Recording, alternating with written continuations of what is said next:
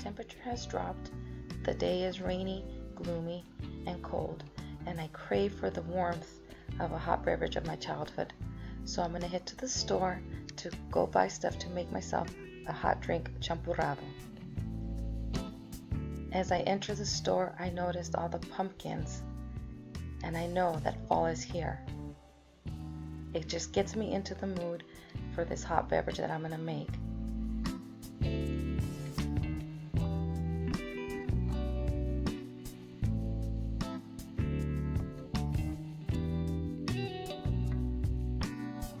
I see carvable pumpkins that get me into the mood of Halloween. And I also see Halloween decorations, and I see candy displays. So I feel festive now, so I'm gonna go home and make my Champpurado, and I hope you guys will enjoy. Hi guys, welcome back to my channel. So today I am going to be doing some Champpurado. This was requested, so I am going to go ahead and show you guys how I do my Champpurado.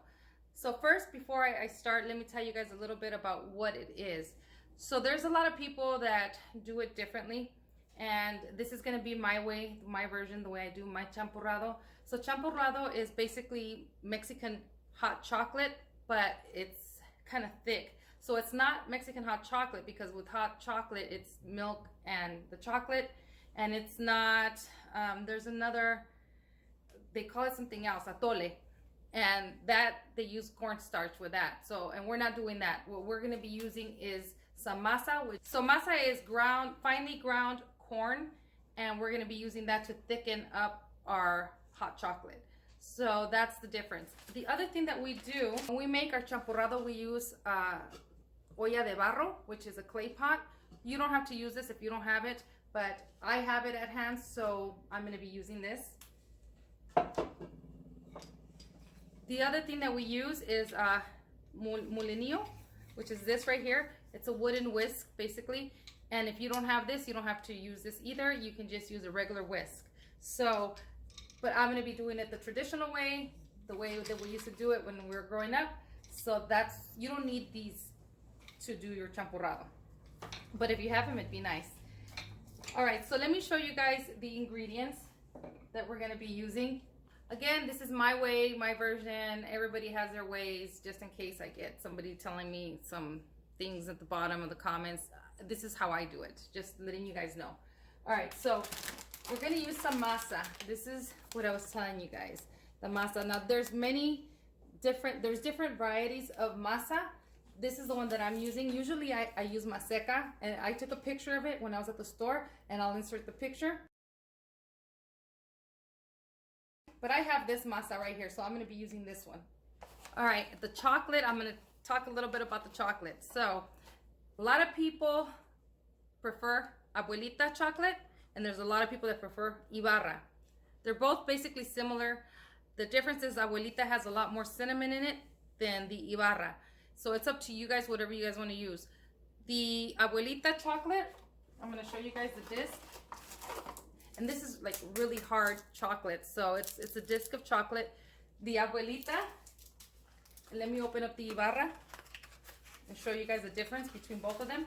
The difference between the Ibarra and the abuelita is that the Ibarra is a lot smaller than the abuelita. You guys can see right there. See, they're right next to each other. It's smaller. So it's up to you, whatever you prefer. I love them both. They smell so good. They remind me of my childhood. So I'm going to go with the Ibarra. I'm not going to make a lot because it's just going to be for my husband and I, and mainly really for me, because really nobody here in the house drinks Champpurado other than me. And my son is right behind this camera being a clown, so I apologize if I'm looking down that way. Here are the chocolates. All right. The other ingredient we're going to need is some canela, which is cinnamon sticks. And we're also going to be using some piloncillo. Piloncillo is just refined brown sugar. It's raw and it has a little bit of molasses in it. And we're going to be using this. If you don't have this and you can't find this at your store, then you can just use brown sugar. We're also going to be using some water, and let me get my milk. I forgot my milk. And I also have some milk, some whole milk. And there's some people that use the star anise. I have it here. This is the star anise, and it looks like this. I don't really care for it. It's kind of licorice-y smelling, like the black licorice. So I don't really care for it. I have tried it with that, but I don't like it. But if you want to use it, you can. Again, there's many ways. Everybody makes it different. And there's people that use all water, and there's people that use all milk, and then there's people that, like me, who are going to use half and half. And also with the milk, you can use whole milk or you can use evaporated milk. And some people even add condensed milk in it. So that is a little bit about our ingredients that we're going to be using. So I'm going to go ahead and point the camera to the stove, and we're going to get started with this champpurado. All right, so let's get started with this champpurado. So this is my version of making champpurado. I'm going to show you guys how I do it. I'll give you the exact measurements at the bottom of the description. So I'm going to go ahead, and I have my pot here, and I have 3 cups of water, and I'm just going to put my water inside my pot. I'm also going to add 1 cinnamon stick. And now I'm going to turn on my heat. I have it on medium heat right now. I'm going to let this cinnamon stick infuse with the water. It should take, depending, maybe 15-20 minutes. But I'm going to go ahead and let that infuse. And then while we're letting that infuse, I'm going to go ahead and cut up some of my piloncillo and my chocolate. All right, so this is what the piloncillo looks like. Now, this is 6 ounces, but I'm going to go ahead and cut this up because what I want to do, I'm going to use 1/4 of a cup of piloncillo. Everybody has their different taste. You can add the whole thing if you want to be real sweet, and you can also adjust accordingly. So all I'm going to do is I'm going to go ahead and cut my piloncillo. Be very careful with this. So I'm just going to kind of shave it off like this. Cutting your piloncillo just helps it melt faster, but you can put the whole thing if you want, or cut it in half. And be very careful because this is really hard and you don't want to cut yourself. So I'm just going slowly on the tips here, just trying to get it. See, can you guys see right there? That's what and I'm going to go ahead and fill up this little cup right here, 1/4 of a cup. All right, so here is how much I have. Now you can add less than this if you want, and if you don't want to do this with the piloncillo, you can use brown sugar or white sugar, whatever you want to do. Every region in Mexico has a different way of doing things. It's kind of like everybody from Mexico doesn't speak the exact same Spanish. Everybody's dialect is a little different. Well, it's the same thing with recipes. So I'm going to go ahead, and I have a disc here of my chocolate. Now, the chocolate already has sugar in it. So again, you can put less sugar if you want. But I'm going to go ahead and I'm going to break this guy up because I want it to melt faster. Okay, and depending on how chocolatey you want it, I think I'm going to do 2 discs. I'm going to go for it. All right, so now that's ready. So when our water and our canela are mixed together, then I'm going to go ahead and add this into our water mixture. All right, so what we're going to do with our masa, I got 1/2 cup of hot water. And I have 1/3 of a cup of, see if you guys can see, 1/3 of a cup of masa is what I'm going to use.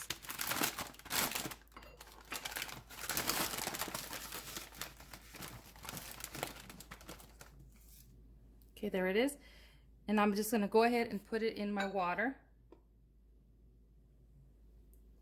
You can add more masa, you can add less. I don't like a lot of masa in my champpurado, but this is what I'm using for mine. So, and I'm just gonna go ahead and just mix this and make sure I have no clumps in it. You guys see how it's looking? And just get any little clumps that you might see. See, there's a little clump there. So we'll just set that to the side. So now let's move over to see how our canela is doing. All right, I'm gonna let you guys know that I ended up putting another cup of water in there. So I put 4 cups of water only because I thought 3 cups was very little. So I ended up putting 4 cups of water in here. It's still not completely steep, but you want to steep it like if it were tea, basically, like if you're making cinnamon tea. So I could see it starting to turn, but I'm going to leave it in here just a little bit longer. I did add another cup of water, so I want it to infuse with that water that was already in there. So I'm going to go ahead and leave it on there for another 5 minutes. I've actually had it on medium-low heat, and it's been simmering. It's been on the stove for about 15 minutes. So I'm going to go ahead and let it continue to steep so I can bring out that cinnamon flavor and make some cinnamon tea before we add our sugar and our chocolate in there. Okay, so I could see that now the water has changed color. It's a little harder to see because it is the same color of my pot, but I'm going to go ahead and take out my cinnamon stick.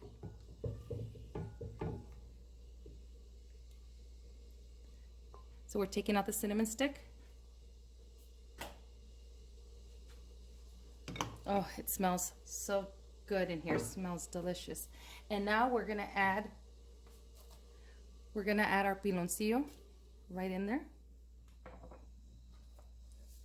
And we're going to add our chocolate. Let's get all that goodness right in there. With your molenillo, you have right here, this part right here, you can go ahead and start to help break up that chocolate, and that's what you use this part for. And then of course this is just so you can froth it. So I'm going to go ahead and use my molenillo and use this part of it to try to break up some of the chocolate.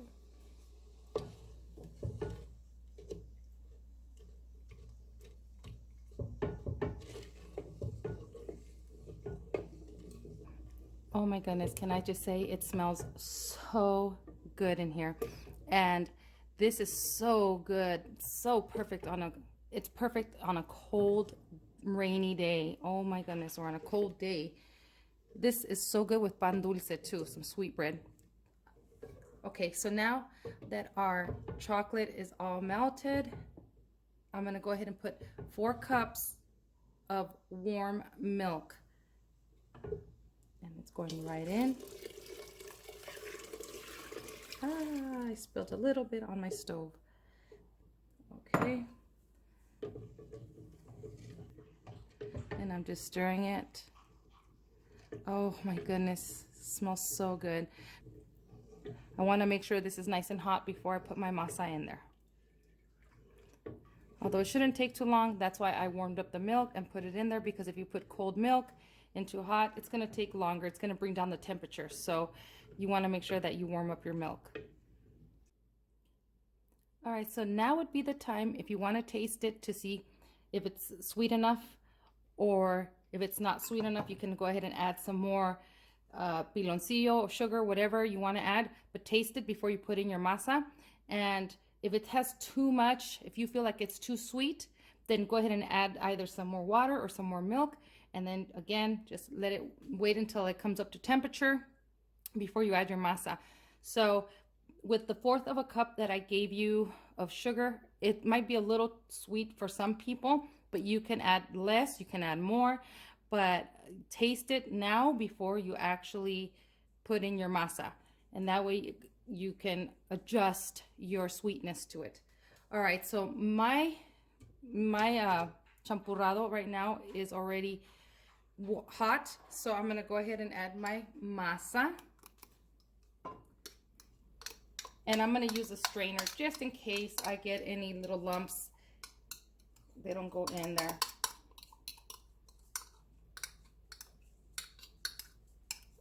And it's thick, and it's okay. That's how it's supposed to be, nice and thick.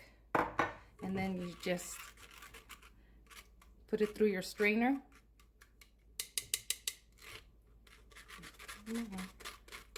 There it goes.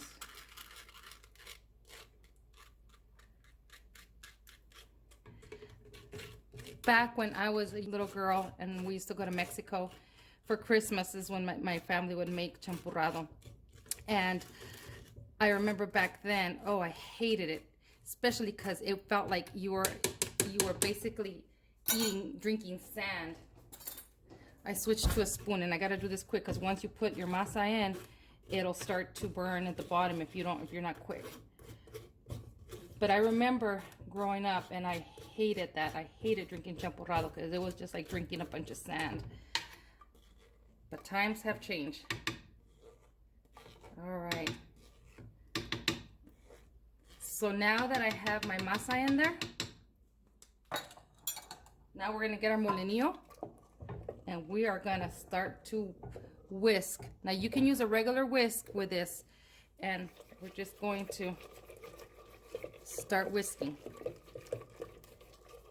for a good 15 to 20 minutes. You want to cook that masa.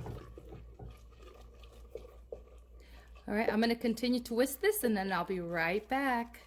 All right, you guys, my champpurado is done.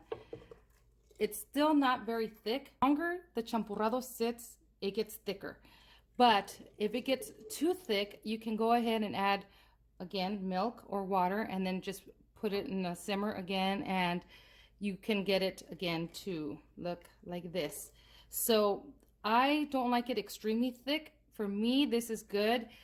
And again, like I said, it'll get thicker as it sits. You can also add some vanilla extract if you want to. There's people that do that.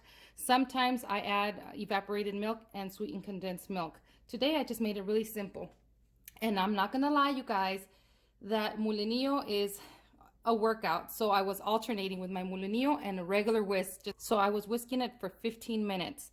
And just wanted to let you guys know that. That's why I was alternating with my whisk and my molinillo.